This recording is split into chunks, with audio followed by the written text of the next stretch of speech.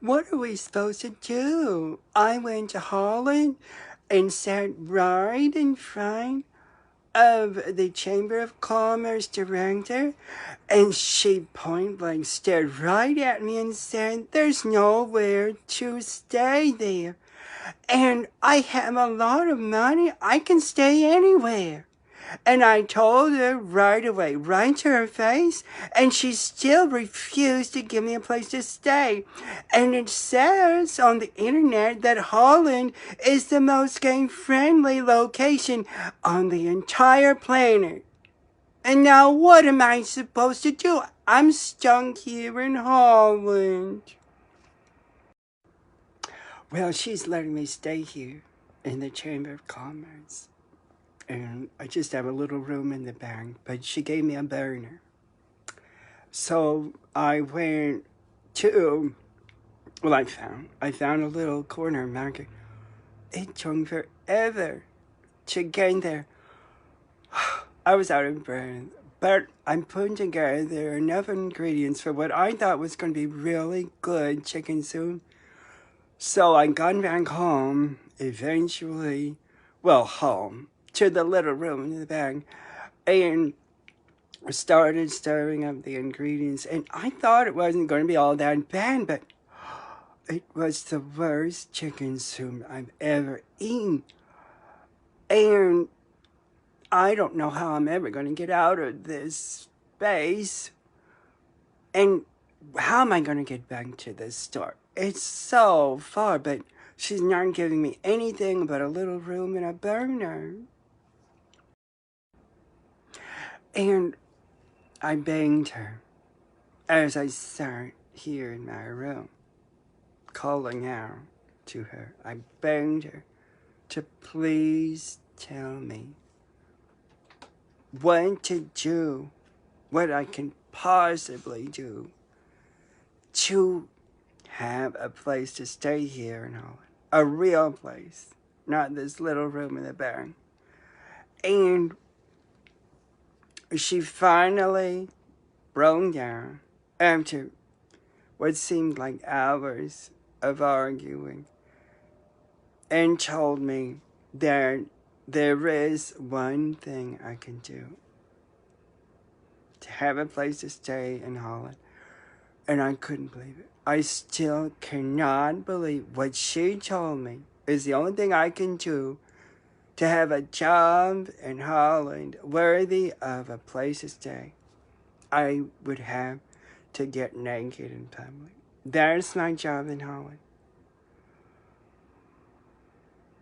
There's no way. There's no way. What am I supposed to do? Get naked in public? I cannot believe it. What is so civil about that?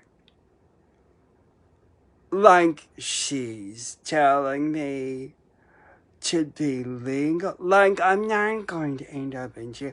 Like she's telling me the truth. She's crazy. There's no way I'm going to get naked in public in Holland. There's no way I'm going to end up in jail getting naked in public in Holland. There's no way that she is possibly telling the truth. I'm going to figure out what is going on. She told me more, and it's even more impossible. The more I hear, the worse it gets. She told me that the only reason I'm here in Holland, stuck in the room in her Chamber of Commerce, is because my name sounds like Stephen, and the Bible says Stephen has to be stoned to death, or else the Bible isn't a prophecy. And my name just sounds like Stephen. It isn't really Stephen. And besides, the Stephen in the Bible just sounds like Stephen. But the real name is some Hebrew name, and it's not even Stephen. Anyway, so I suppose that I'm supposed to get naked in public to be stoned to death, just like the Stephen in the Bible. But if she thinks my name is really Stacy. Then how in the world is it going to matter if I get naked in public and stoned to death anyway? So I decided to go ahead and just do it. I took all my clothes off and snuck outside. Well, she wasn't looking. And nobody did anything. I just kept walking to the store. And nobody even cared or anything. In fact, a lot of people smiled, waved, and winked, and whistled too. I got a lot of whistles. So then, after I decided it just wasn't going to be eventful, I went back into this little room and put my clothes back on. And I thought nothing was going to come of it. But it wasn't very long before an officer showed up and arrested me and put me in jail.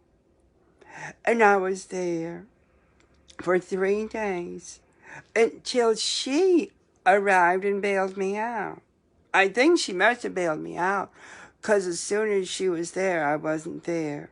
I went back here with her in her car. We didn't say a word the whole time. And I don't know why she bailed me out. But they told me before I left, they told me that if I ever got naked again, I was going to have to stay in jail forever. There was not going to be a bail. And they were never going to let me out.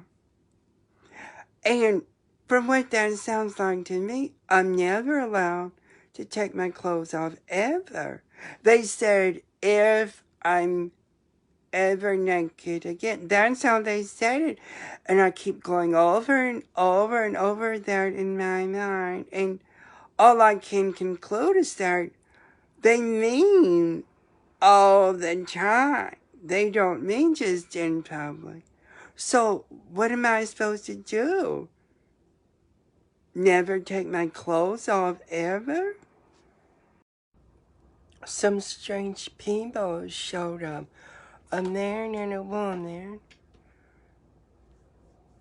They came to me in this little room in the back, and they said that they were my probation officers, and they weren't wearing uniforms, so I don't know if they really were officers or not. I don't think they were, but they told me that I was required to give naked massages here in this little room. And I didn't really believe them. So they went away, and then another stranger showed up asking for a naked massage. And I didn't do anything. I refused to give her a naked massage. I wasn't about to do anything like that, not in a million years. And she got really upset, and she said she was going to sue me for not doing what I was supposed to do. And she walked out in a huff without giving me anything. And what am I supposed to do? Give naked massages?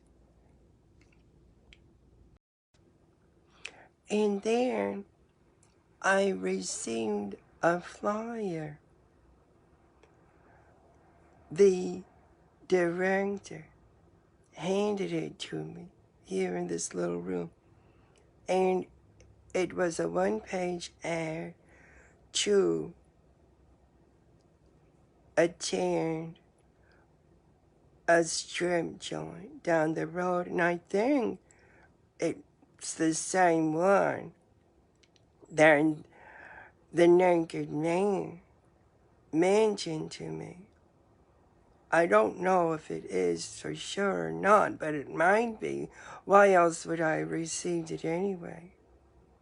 So I went to that advertised joint, and I noticed right next to it was a small hotel with vacancies right on the sidewalk. And I noticed that it had a very similar name to the strip joint. So I walked into it asking for a room, showing the flyer as evidence of a connection to that location. And the man behind the counter told me that I can have a room there, but only if I entertain the audience at the strip joint next door. He told me there's a reason why the names sound the same.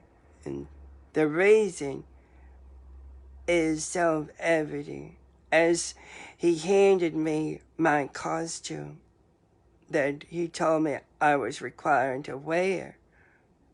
It's a huge costume. The dress is humongous. It's loaded with glitter, and it's really shiny, bright, purple, and yellow. It's very gaudy, and it has all these long stringy things flowing out of it and everything. And it has a humongous blonde, long wing. It goes all the way down to my ankles. And a lot of really gaudy makeup, really heavy eyeshadow and red lipstick and stuff to put on my face. And it was all neatly arranged in a giant see-through plastic bag. And I brought it back to this little room. He told me when to perform at the strip joint. But how was that the same thing as being completely naked for the naked man to cheer me on? So what am I supposed to do? Dress up like a girl and dance in front of an audience just for a room next door? Or am I supposed to dance completely naked in front of a live audience just to be cheered on by a naked man? And meanwhile, I'm still going over what they meant in the jail when they said to never get naked ever again.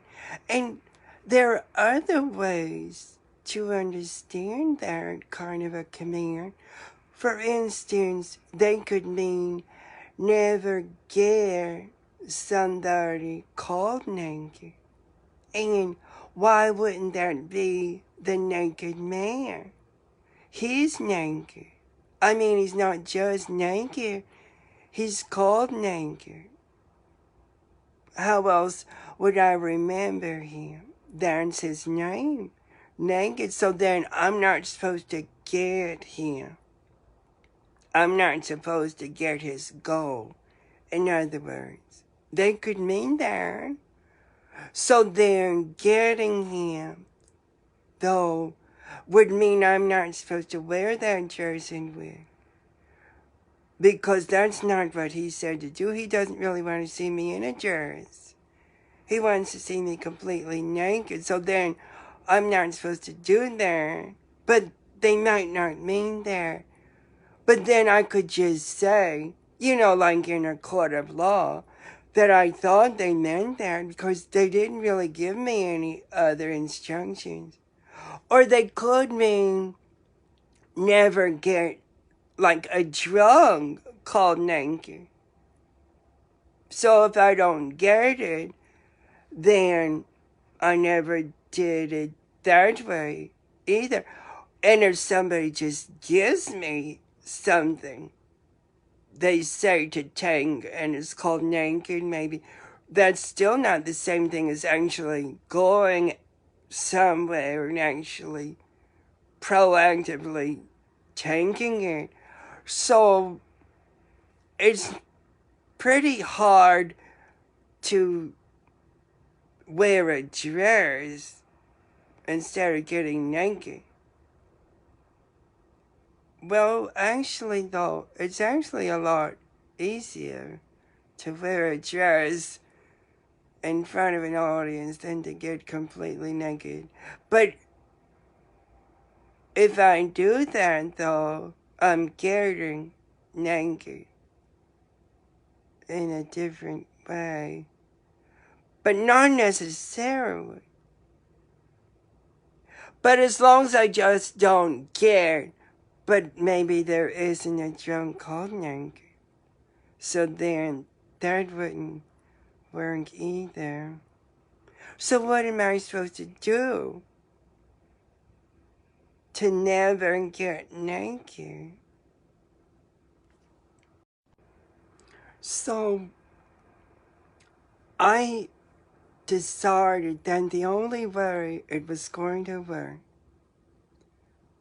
was going to be to actually get completely naked in front of an audience, because then I'm still allowed to get naked, because the way I'm getting naked is to get the naked man, because he is naked. He's not just naked, he's called naked, so I'm getting no, wait a minute though. No, I'm not getting him if I am completely naked. No, that won't work. Because then I'm getting naked in just the way that I have to anyway, not the other way. No, I still haven't figured it out. Now, if I put the dress on, no, that's not getting naked. Well, that's getting the man called naked, but then how am I ever going to be allowed to take my clothes on? No, wait a minute. There might be another way to get the naked man called naked. So I take off all my clothes. Then what I do is I put the dress on. After I'm completely naked first. That's it. That's what I'll do. So I did it. I went to the door in the back of the joint. I knocked, and a nice young man opened the door and welcomed me in. And then I had brought the costume with me. And then he told me to take off all my clothes and directed me to the stage entrance and told me to get on the stage completely naked. And I brought my costume on stage with me. He let me do that. And I didn't see anyone in the audience except I noticed that way in the back, there might have been someone there. It was really hard to see because it was dark, but I think there was some motion of a person way in the back, and I danced to some really loud music playing, and I didn't really know how to dance or anything, but I just moved around to the rhythm or something or whatever. And then I started to put on the costume. Nobody really told me to do it, but they were letting me do it. But as soon as I started to put it on, whoever was wearing the back scuffled out of the auditorium right away. And I just kept putting the dress on anyway. But then there wasn't really anything to do with it on. And there still was no one there. So then I just got on the stage and got back into my regular clothes and brought the costume back with me. But before I got back home, I first stopped off at the hotel next door to the joint and asked them for the room. And they said that they weren't really sure if I could really have the room or not because I got naked at first. And they said I wasn't allowed to get naked at all. I had to wear the dress the whole time, is what they meant.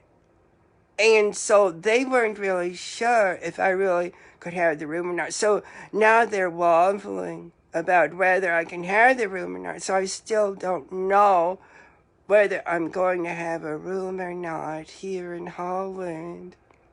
So what am I supposed to do? Not have a room here in Holland? I'm slowly coming to my senses now and remembering something else that happened while I was there at the strip joint. I was actually given a drug, and it looked naked. It wasn't in a package or anything, and you could see through it. So it was, in effect, a drug that could be called naked. There was like a liquid inside a see-through capsule, and it was purple. And I refused to take it. The young man handed it to me. I refused to take it, and he said, no, you have to take it. So then he told me to bend over, and he shoved it up my butt hole.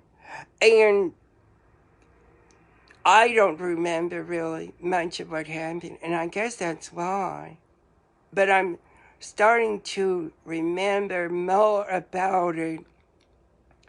I wasn't just dancing. I wasn't just wearing a dress. I think there was a lot more that happened.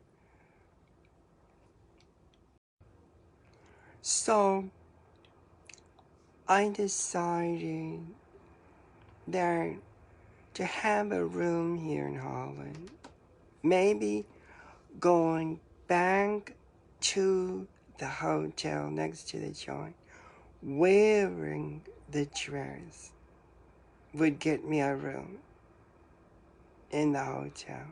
So I did that. I went back there wearing the dress and the wig and the makeup and the shoes too. They included high-heeled shoes, and they were hard to walk in. But I wobbled my way back there anyway. And I sat down in front of the man behind the counter and asked him for the room again. And he said that he still cannot give me the room unless I take the dress off and give it back to him. And I didn't agree to that. I thought that made no sense to have no clothes to wear there. So I went back to the joint next door, still wearing the jersey wig and shoes and makeup. And the young man opened the back door again and directed me back to the stage. And there was a big audience there that time. And they cheered me on really loudly. And I don't know what was so great about it, but they were just floored about it. They were having the time of their lives, loving every minute of it. And I just stood there the whole time. And then I got off the stage and went back to the hotel, telling the man behind the counter that I had performed again, that time never getting naked. And he said that I can have a room there if I give him a naked massage, but only if I'm naked too. And I thought, well, maybe there's weren't a room. I mean, just one time, I thought I need a room badly enough. So then, when I went back to the little room in the back of the hotel with him and took off everything, he told me that the only way I can stay there is to live in his apartment in the back of the hotel with him and never take my clothes back on ever again. And I couldn't agree to that because I'm not about to live with him in matrimony, never wearing my clothes ever again. So I told him the only way I was going to stay in the hotel was to have my own room. And he didn't agree to that, so I went back to this little room. And I still don't know how to have a room here in Holland. What am I supposed to do? Live with a man completely naked all the time in the back of a hotel? I still don't have a room here in Holland. And one time, the director in the front office was gone, and there were records on her desk. And I looked and saw my name filed as receiving assistance income for being retarded. And then right next to that amount of money was an alcohol purchase in almost the same amount. So I think she might be using my identity as retarded enough for her to use my retarded assistance funds to pass off as just retarded and not really drunk all the time. So what am I supposed to do? Be retarded? When I saw those records on the desk of the director in the front office, I got some of her white out next to her records and smeared it on the second number below the first one, the second number being the amount she paid for alcohol, and I changed the number using handwriting that looked like hers and the same pen ink, and changed the number to match the number of my retarded assistance funds. And then I went back to this little room here. And when she came back, she paused a moment at her desk, and then she came over to me here in this little room, and she knew I had changed her records. And she was really upset at first, but then she calmed down and thought, well, maybe I wouldn't be a bad business partner after all. So she invited me to drink a beer with her at the nearest bar, her favorite stopping place. So she took me there. We walked there. It's just a short distance away. And she sat me down to a table and ordered me a beer while she ordered herself a bottle of wine. And I could tell she was matching the amount of the wine and beer to exactly match the amount of my retarded assistance funds. And when I refused to drink the beer, she was really upset because that was going to mess up her plan. Because apparently that meant that she wasn't going to be able to cover the fact that she was stealing my identity to pass herself off as retarded and not really drunk. So she walked out in a huff and had to ask for a refund first on her way out for the undrunk beer, or else the bar was going to know what was going on.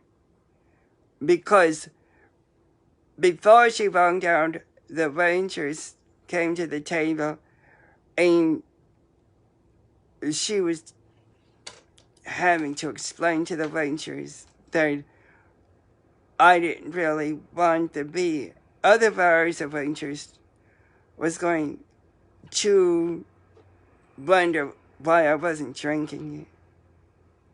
So she had to ask for a refund. And that messed up her records. So I was still there in the bar alone, not drinking the beer. And then I went back to this little room here. And what am I supposed to do? Drink a beer? So I haven't seen her since then. Ever since I came back to this little room after leaving the bottle of beer on the table in the bar, she's been gone. And people have been coming in to the front office now and then, and I've been leaving Holland brochures on the counter for them to pick up and take with them. But I don't go out there and meet anybody. I don't even know how to run this place. And meanwhile, somebody stopped by again and handed me another one of those flyers about this strip joint, and she was on that flyer, filling up the flyer with herself all dressed up in a garden costume. And I went there at the time it said to go there, and she was dancing on the stage, practically naked, and I was totally embarrassed. She did not look very good to me at all. I couldn't even believe it. And I went back to this little room after seeing her there, and that's when I started laying out the Holland brochures on the counter for people to pick up. But meanwhile, what am I supposed to do? Be a director of the Chamber of Commerce of Holland? And one time, I heard that bell out there on the counter ringing and ringing and ringing and ringing. It just kept ringing and ringing and ringing. And I tried to stay back here in this little room and not go out there and meet anybody. But it just wouldn't stop ringing and ringing and ringing. So I went out there, and there she was. And she was still dressed up in that gaudy outfit. And I died of embarrassment again. And I asked her what in the world she was doing there. And she told me she lost her room from dancing at the strip joint. And I told her the same thing she told me. There aren't any rooms here in Holland. Why else would I be here in the Chamber of Commerce with nowhere else to stay myself? And she said, then we have to get married. They aren't going to help us if we don't get married. And I said, how in the world am I going to do that? I don't even love her or anything. And she said, no, we won't have to do anything together. We can just stay here in the Chamber of Commerce, but be married. And if we're married, then they'll take care of us. They'll give us everything we need. And since then, I've been hearing all kinds of commotion going on out there. Sawing and nailing, pounding, and all kinds of stuff. And I'm not going out there alone. I don't want to see what's going on, but I think she's converting this whole place into a house. And I suppose they're going to move on to this little room. I don't know when it's going to happen, but I'm not very comfortable about this situation. What am I supposed to do? Marry her? That noise in the front office reminds me of that flight here to Holland. It was terrible. I can't believe how bad it was. The stewardess gave me chopped hot dogs over creamed corn, and I vomited all over my tray, and she cleaned it up with a hot rag right away and thanked me for the vomit. She was so happy. She got fired, and they shooted her out of the plane right away. And then the man sitting next to me sat on my lap, and there wasn't any room enough for a boner. And his hair smelled like grease. And he was huge, and I could hardly breathe. And when I started coughing, he laughed. And then he finally got off my lap and he ate a burger off my tray. And I was hungry the whole way.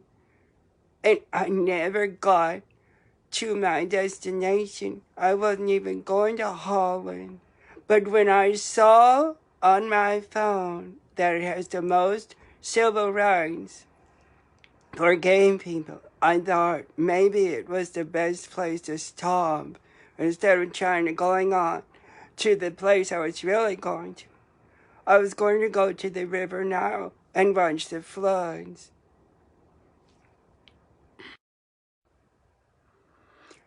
They finished making all that noise and they left my room back here alone. And I heard the man who got naked and put my hands all over him coming in, and he started to come back to this little room, it sounded like. And then she said, "Stop right there, you're not going back there." And he said, "Why not?" And she said, "He and I are in matrimony now. You're not allowed to touch him anymore." And he said, "I have a flyer that proves that you dance practically naked at the strip joint. I have it right here." And apparently he pulled it out and showed it to her. And she said, "No, that's not me. I don't dance there." And he said that she's a liar. He knows because he saw her there, she said. And then apparently he pulled out another flyer with me all over her. And she said, "No, he does not dance at the strip joint. I'm the only one who dances there now." And he said, "No, not anymore. He dances there now. I'll see to it." And then he came back here to this little room and handed me the flyer with me on it. And then he walked out of what might be a house. I still haven't looked. There might be a bed there, I don't know yet. In a huff, slamming the door behind him. And I could go to the strip joint on the date on the flyer. What am I supposed to do? Dance naked at the strip joint? I went back to the strip joint wearing the costume, the long wear, the dress, the high heel shoes, and the gaudy makeup. And the young man let me in through the back door again. And this time I didn't take off my costume. I went to the stage entrance and she was there dancing on the stage. So I walked onto the stage in my costume and stood in front of her. And she wasn't completely naked as usual, but she stayed on the stage hiding behind me the whole time. So that time I danced a little, not very much in the costume, so she wouldn't be exposed from behind me. So I would look like the only one on the stage. And he was there in the audience, but he wasn't really very happy because he still wanted me completely naked. So he wasn't really rooting me on. Instead, he was trying to goad me on into taking off my costume. But I kept it on the whole time. And then at the end of the music, somebody reached out and handed her a whole bunch of money. Apparently, I saw through the corner of my eye. And then I went back to the hotel next door to try to get a room there again, and she followed me right behind me. And when she stood away from me and exposed herself to the man behind the counter. He gave her the room and not me. And I walked away from the hotel and went back to the front office here, and he let me in. He was already there in the front office, and then he shut the door really fast and told me never to let her back in here. And then he showed me how she had converted the front office into a hideaway living space. He pulled out the bed from a trap door in the wall and showed me that there's where he and I were going to sleep at night. And then he pulled the bed back into the wall and went behind the counter, arranging more brochures, not just Holland brochures, but around the world travel books and catalogs, and started arranging them in shelves throughout the front office and told me to go back here into this little room. So I suppose I'm going to be dancing regularly, not naked, but in my costume at the strip joint. Well, she's going to be dancing behind me and collecting the money for it and living at the hotel next door. And I guess I'm going to be sleeping with him every night, which isn't necessarily going to be all that bad. I'm not really going to dislike it. I don't think he's not really all that bad. So what am I supposed to do? Live here for the rest of my life?